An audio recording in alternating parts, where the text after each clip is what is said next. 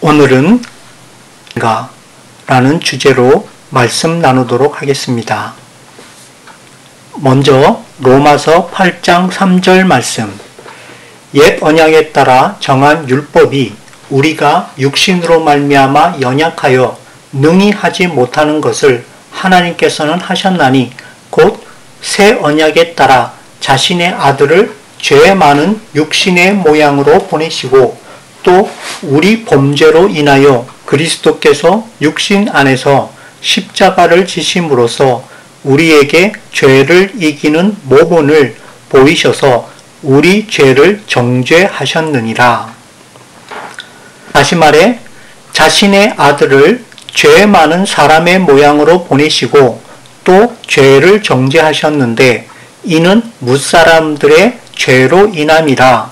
곧 자신의 아들을 죄 많은 사람의 모양으로 보내시고 그 아들께서 죄를 승리하는 모본을 잘 보이심으로써 죄의 유혹에 넘어져 범죄한 사람들의 죄를 정죄하실 수 있으셨느니라. 그러므로 심판날 아무도 주 앞에서 그땐 자기도 어쩔 수 없었다는 식으로 지은 죄를 변명할 수 없느니라. 요한복음 5장 27에서 29절 말씀에 또 그가 사람의 아들이므로 그에게 또한 심판을 집행할 권위를 주셨느니라. 선을 행한 자들은 생명의 부활로, 악을 행한 자들은 정죄의 부활로 나오리라. 이 말씀의 뜻이 예수님께서 죄성을 가진 인간의 몸과 같다는 뜻일까요? 즉 예수님께서 죄짓기 쉬운 사람의 모양으로 오셨으므로 죄성도 가지셨을까요? 그러나 성경 말씀은 분명하게 예수님께서는 죄가 없으시다고 증언합니다. 히브리서 2장에서 진실로 그분께서는 자기 위에 천사들의 본성을 취하지 아니하시고 자기 위에 아브라함의 씨를 취하셨도다. 그러므로 모든 일에서 그분께서 자기 형제들과 같게 될 필요가 있었으니 이것은 그분께서 하나님께 속한 일들에서 긍휼 많고 신실하신 대제사장이 되사 백성의 죄들로 인해 화해를 이루려 하심이라. 그분께서 친히 몸소 시험을 받아 고난을 당하셨은즉 시험받는 자들을 능히 구주하실 수 있느니라.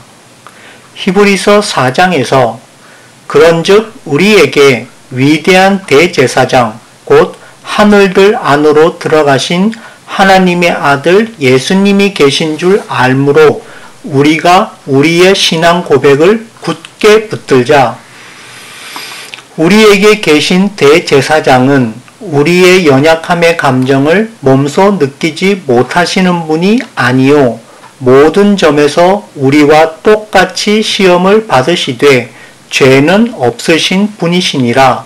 그러므로 우리가 긍휼을 얻고 필요한 때에 도우시는 은혜를 얻기 위해 은혜의 왕자로 담대히 나아갈 것이니라. 먼저 자신의 아들을 죄 많은 육신의 모양으로 보내시고 라는 말씀은 예수님께서 죄 있는 몸을 입고 오신 것을 뜻하는 것이 아니라 예수님께서 사람의 몸을 입고 오신 것을 뜻합니다. 다시 말해 강조점은 예수님께서 죄 있는 몸을 입고 오셨다는 데 있는 게 아니라 사람으로 오셨다는 것이고 사람은 죄 있는 몸을 가졌기에 하나님의 아들께서 죄로 인해 쇠약해져 쉽게 피곤해진 몸을 가진 사람이 되셔서 우리 죄인들을 찾아오셨다는 바로 그 뜻입니다. 예를 들어 눈 내리는 겨울밤에 방 안에 피워놓은 따뜻한 화롯불을 동경해 창밖에 날아온 어린 새에게 집 주인이 들어오게 하려고 창문을 열어 놓았으나 본능 때문에 가까이 오지 못하는 것을 보고 주인이 몸소 새가 되어 찾아가 어린 새와 친구가 된 후 자기 집으로 초대하는 우화를 생각해 보십시오. 비록 주인이 분명 새가 되셨지만 새의 본능까지 가졌거나 주인의 본성을 잃어버린 것은 아닐 것입니다. 즉, 비록 하나님의 아들께서 사람이 되셨지만 사람의 죄성까지 가졌거나 신성을 잃어버린 것은 아닐 것입니다. 또 범죄하기 전 아담과 하와를 생각해 보십시오. 만약 그들이 범죄하기 전에도 죄성을 가진 존재였다면 결국 하나님께서 죄의 창시자가 되시게 됩니다. 그러나 하나님은 결코 죄의 창시자가 아닙니다. 따라서 하나님께서는 애초에 아담과 하와를 비록 그들이 어린아이와 같이 선악과 분별력이 모자란 상태로 있었을지라도 분명 죄성조차 없는 순전하고 완벽한 존재로 창조하셨습니다. 그러므로 그들이 범죄한 이유는 순전히 사탄과 그를 따르는 악한 영들의 유혹에 속아 넘어갔기 때문입니다. 그러나 비록 악한 영들의 유혹에 속아 넘어가 잘못 선택한 것 뿐이지만 그럼에도 불구하고 애초 아담과 하와 및 우리는 인생의 목표를 하나님과 같이 돼 하나님의 성품과 같이 돼 선악간 바른 분별력을 갖추는 데 뒀어야 옳았습니다. 따라서 비록 선택에는 책임이 따르지만 하나님의 아들께서 몸소 우리를 찾아오셔서 생명길로 인도해 다시 한번 잘 살 기회를 주신 까닭이기도 합니다. 즉 하나님의 아들께서 몸소 우리를 찾아오시기 전에는 우리 모두 선악간 바른 분별력을 갖추지 못해 스스로 선악간 심판 기준이 돼 제 눈에 좋은 대로 제 맘대로 행하고 살았지만 믿은 후부터 우리는 하나님의 뜻대로 의롭게 살기로 결단하고 하나님의 판단 기준 위에 우리 삶의 뼈대를 세우고 살을 입혀 왔습니다. 참고로 분별력과 분별심은 서로 다릅니다. 분별력은 사람이 반드시 갖춰야 할 이성과 양심에 따른 바른 판단력을, 분별심은 자기가 기준이 돼 남들을 멀고 가까운 사이로 차별하는 것을 각각 뜻합니다. 분별력은 우리 내부에 없던 것을 외부로부터 들여온 것이고 분별심은 아담과 하와의 타락 이후, 즉 창세 이후부터 우리에게로 전해 내려와 우리 내부에 있는 것입니다. 따라서 우리는 새 사람 되려면 분별력을 키워야 하나 분별심은 없애야 합니다. 간추리면 예수께서 사람으로 오셨다는 말은 하나님께서 애초에 사람을 만드실 땐 죄인이 아니었으므로 예수님께서도 성령으로 잉태되신 후 사람으로 이 땅에 오셨다는 뜻일 뿐 결코 죄 있는 몸을 입고 오셨다는 뜻이 아닙니다.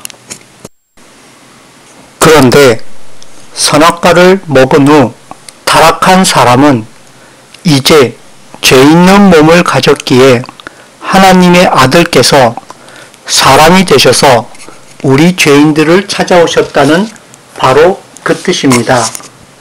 그러나 어쨌든 예수님께서 오셨을 때 모든 사람들은 이미 선악과를 먹고 타락한 후인지라 혹 이 뜻이 예수님께서 비록 죄성을 가진 인간의 몸을 입으셨지만 단지 죄를 짓지 않으셨다는 그 뜻으로도 생각할 수 있을까요? 이때 죄성을 죄짓기 쉬운 또는 범죄하기 쉬운 인간의 타락한 본성을 뜻한다고 가정해 봅시다.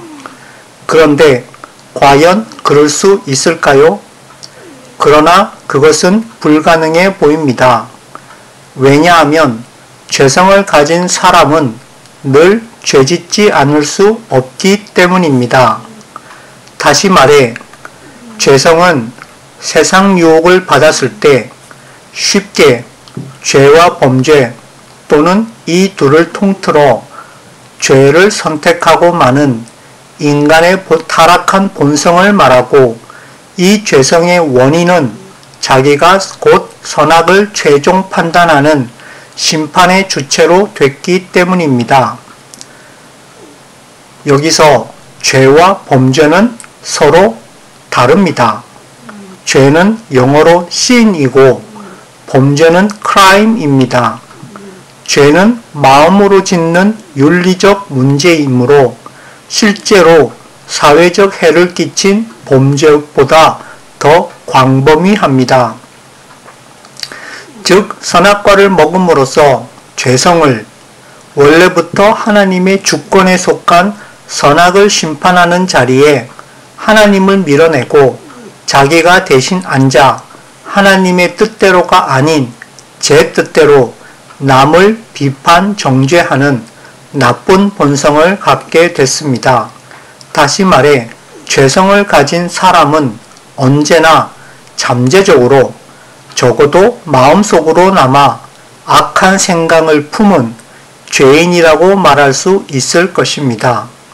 죄는 완전히 의롭고 선하신 하나님으로부터 멀리 떨어져 있는 것이므로 필연적으로 불의하고 악한 것일 수밖에 없습니다. 왜냐하면 정의와 불의, 선악을 정하는 기준이 오직 하나님이시기 때문이고 오직 하나님만이 의롭고 선하신 까닭은 온 우주의 창조주이시기 때문입니다.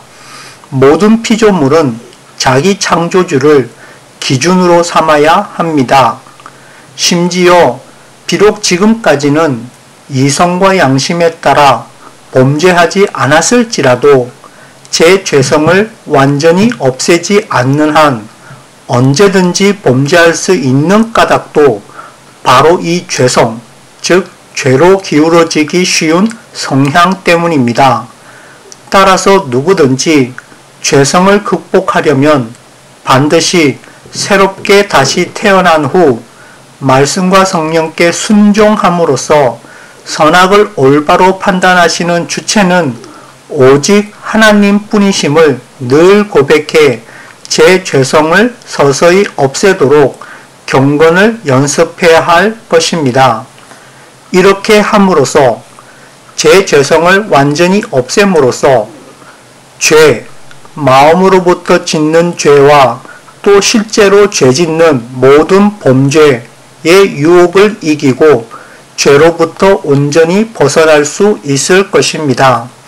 그런데 만약 예수님께서 죄성을 지닌 몸을 입고 오셨다면 비록 죄짓지 않으셨더라도 관뚜껑을 덮어 못질하기 전까지는 언제든지 마음으로 죄짓거나 실제로 범죄할 가능성마저 있는 상태로, 즉 잠재적 죄인으로 계셨을까요? 아니면 비록 명목상 죄짓기 쉬운 또는 범죄하기 쉬운 사람의 몸을 입고 오셨지만 실제로는 이 죄성이 없으셨으므로 언제나 죄도 범죄도 짓지 않으셨던 걸까요?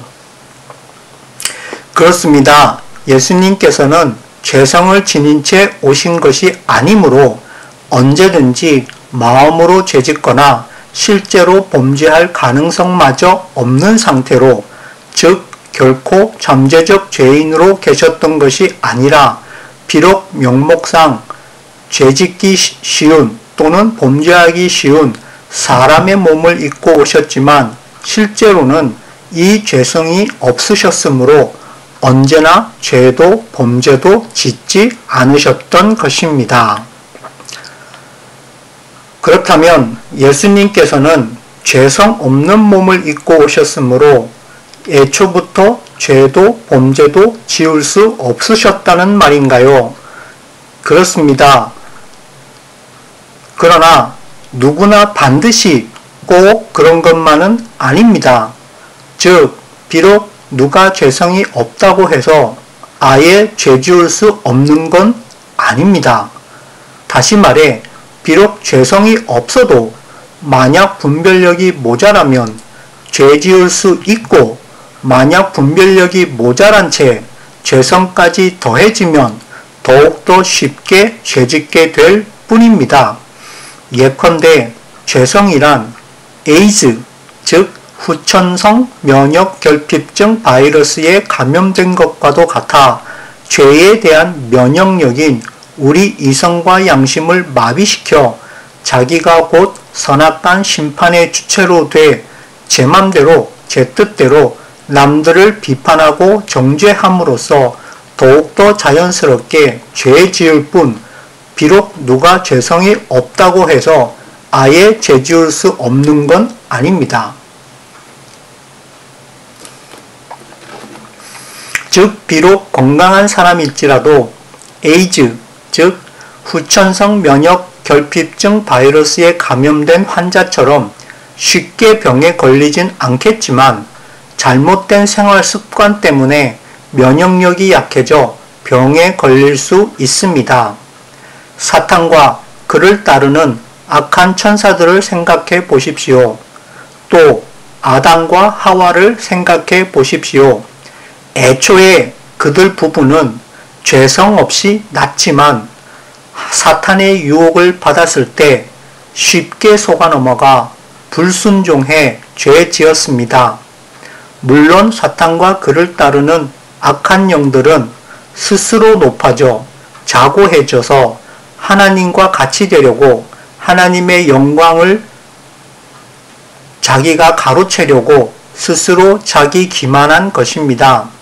오직 말씀과 성령께 순종해 선악한 심판의 주체는 오직 창조주 하나님 뿐이심을 고백해 하나님의 뜻에 제 삶을 내맡기는 연습을 함으로써 경건의 능력을 갖출 때만 죄짓지 않게 될 것입니다. 따라서 누구나 만약 죄성을 극복하는 유일한 비결인 선악간 바른 분별력이 없으면 비록 처음엔 아담과 하와처럼 죄성이 없을지라도 나중에 사탄의 유혹을 받고 속아 넘어가 선악과를 먹고 죄성을 갖게 됐듯이 비록 예수님께서도 죄성 없는 몸을 입고 오셨더라도 얼마든지 세상 유혹을 받았을 때 죄 지을 수 있으셨습니다. 즉, 죄성 없는 몸이란 마치 어린아이와 같이 순진무구한 상태일 뿐 죄성 없는 몸이라 하여 누구나 무조건 아예 죄 지을 수 없는 것이 아니며 다만 성령 충만해져 선악간 바른 분별력이 점점 자라남으로써 분별력이 커진 만큼 죄 지을 가능성도 없어집니다. 철없는 어린아이들은 분별력이 아직 모자라고 사탄과 그를 따르는 악한 영들은 아예 분별력이 없어져 제 맘대로 악을 행합니다. 한편 예수님께서 공생애를 시작하시면서 광야 40일 동안 금식하며 사탄에게 시험받으신 까닭도 사탄 입장에서 볼 때 아담과 하와에게서처럼 비록 예수님께서 죄성이 없으시지만 유혹해 볼 만한 가능성이 여전히 있다고 생각했기 때문일 것입니다.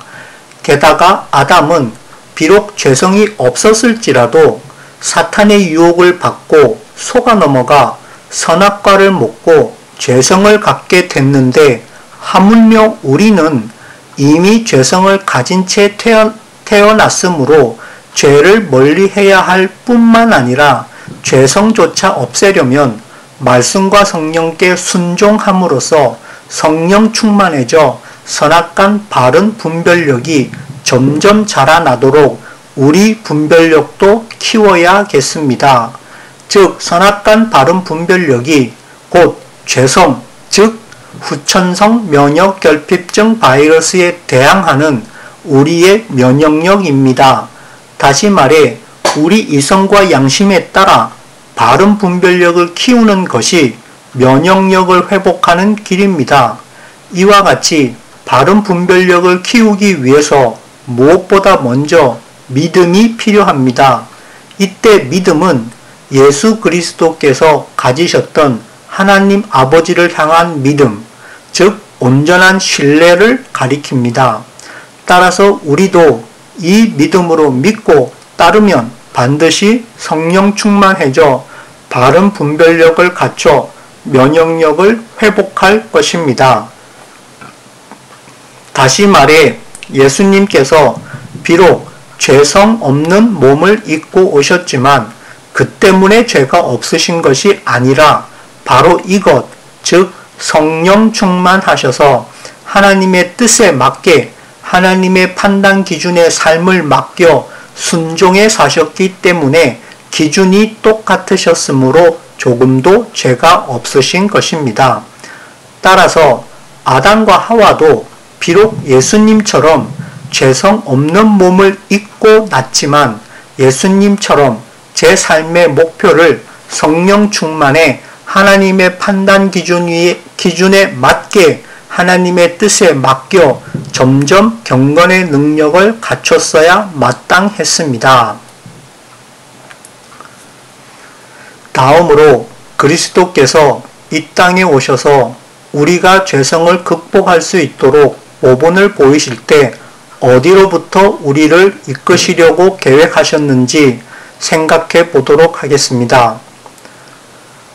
누가 잘못 착각하는 바와 같이 만약 그리스도께서 이 땅에 오셔서 우리가 죄성을 극복할 수 있도록 모본을 잘 보이시려면 반드시 아예 처음부터 예수님께서 죄인의 몸으로 또는 죄 있는 몸을 입고 오셔서 우리와 같이 죄성을 가진 채로 우리와 동일한 출발선에서부터 시작하셔야만 할 것이라고 잘못 생각한다면 이것이 과연 옳은 주장일까요?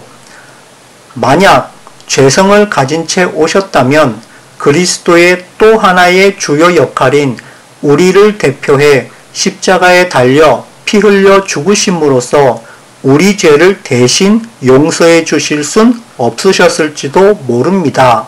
왜냐하면 자기도 죄성을 가졌으므로 잠재적으로 죄인된 한 죄인이 이미 실제로 범죄한 다른 죄인의 죄를 대신 갚는다고 해서 아무런 의미도 없을 것이기 때문입니다. 왜냐하면 누구나 불의하기 때문에 죄의 문제는 구원을 철저히 개개인의 문제로 만들 뿐이기 때문입니다. 즉 만약 그리스도께서 죄성을 가진 채 오셨다면 그리스도의 죽음이 우리 죄를 대신해 속량하신 것이 아니라 단지 자기 죄값을 치른 것에 지나지 않게 되기 때문에 그리스도의 또 하나의 주요 역할인 우리를 대표해 우리 죄를 대신 속량해 주실 순 없었을 것입니다. 이는 그리스도 예수님의 한 가지 역할만을, 즉 우리가 죄성을 극복할 수 있도록 모본이 되심을 지나치게 강조한 나머지 그리스도를 이 땅으로 너무 많이 끌어내린 것처럼 보입니다. 물론 만약 예수님께서 죄 있는 인간의 몸을 입고 이 땅에 오셨기 때문에 죄성까지도 가진 채 태어나셔야만 우리와 똑같은 출발선으로부터 시작하셨다고 말할 수 있을 것이라고 누가 잘못 착각해 생각한다면 이는 너무나도 완전한 모본이 되셔서 우리에게 이미 죄인된 우리도 예수님처럼 할 수 있다는 무한한 천국 구원의 소망을 줄 수 있겠습니다.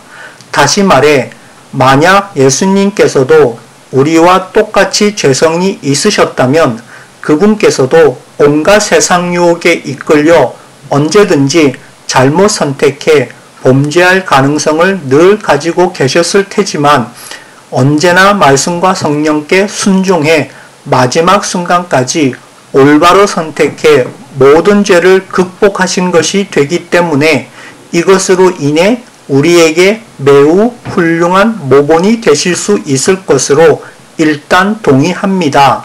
다만 사람으로 오신 예수님께서는 가정을 꾸리고 산전수전까지 다 겪어본 우리에 비해 조금 일찍 죽으셨기 때문에 비록 앞의 가정을 따르더라도 예수님의 짧은 생애가 예수님보다 더 오래 산 우리에게 완전한 모본으로 되시기엔 조금 모자라지나 않을까요?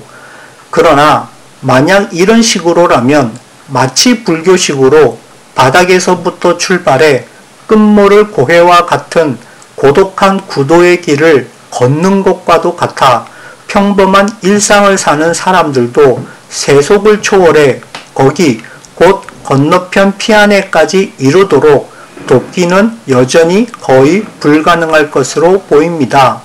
더군다나 이런 생각을 따르더라도 그리스도 예수님께서 몸소 오셔서 십자가 위에서 죽으셔서 우리 죄의 문제를 해결하신 것과 순종한 삶의 모본을 보이셔서 우리 죄성의 문제를 해결하신 것, 이 두 역할 사이에 서로 모순된 점이 있는 것처럼 보입니다.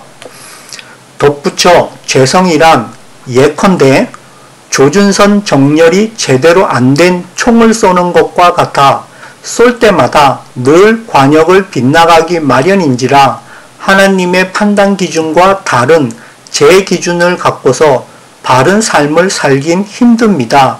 물론 올바른 삶인지를 판정하는 기준은 최종 심판권자이신 하나님입니다.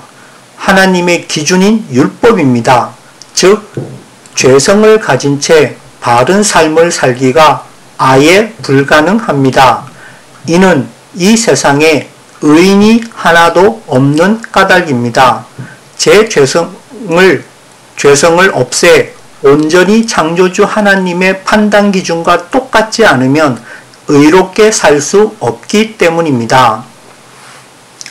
만약 우리가 처음 믿은 후 말씀과 성령의 인도하심에 순종해 생명길을 따라 살다가 실수로 뭘 잘못 선택해 마음으로 죄짓거나 구체적으로 범죄했다면 우리는 어떻게 해야 할까요? 먼저 죄 용서를 받기 위해서 예수님의 이름으로 기도해 하나님 아버지께 용서를 빌어야 할 것입니다. 특히 범죄에 대해선 구체적으로 갚아야 할 것입니다. 왜냐하면 예수님께서 이 땅에 오신 으뜸된 목적은 바로 우리 지난 죄들을 대신 속량하시기 위해서이기 때문입니다. 그런데 뭔가 대신 속량하기 위해선 단지 모본을 잘 보이는 정도만으론 모자라겠고 반드시 그분께서 우리 대신 죽으셔서 우리 죄값을 충분히 치르고도 남을 만큼 완전하셔야 할 것입니다. 특히 죄와 범죄 둘 다 죄의 싹은 죽음이므로 만약 예수님의 죽으심이 우리 죄값에 대한 속량이라면 적어도 반드시 자신도 자기 죄에 대해 온전히 깨끗하셔야 할 뿐만 아니라 처음부터 아니 시작 단계에서부터 세상 유혹에 이끌려 죄 지을 가능성, 마음으로 죄짓거나 구체적으로 범죄할 가능성 마저 없는 상태로, 즉 죄성조차도 없는 상태로 태어나셔야만 할 것입니다. 이와 같이 완전한 신성을 가진 거룩한 인성을 갖춘 존재가 바로 그리스도 예수님이십니다. 예수님께서는 흔히 일컫는 성인 군자 정도가 아니십니다. 간추리면 먼저 예수님께서는 인간의 죄성을 극복하는 바른 모본이 되셔야 할 뿐만 아니라 우리 지난 죄들을 용서하기 위해 대신 속량하는 희생 제물로 오셔야 했기 때문에 흠없는 어린 양과 같이 죄성조차도 없으셔야 했습니다.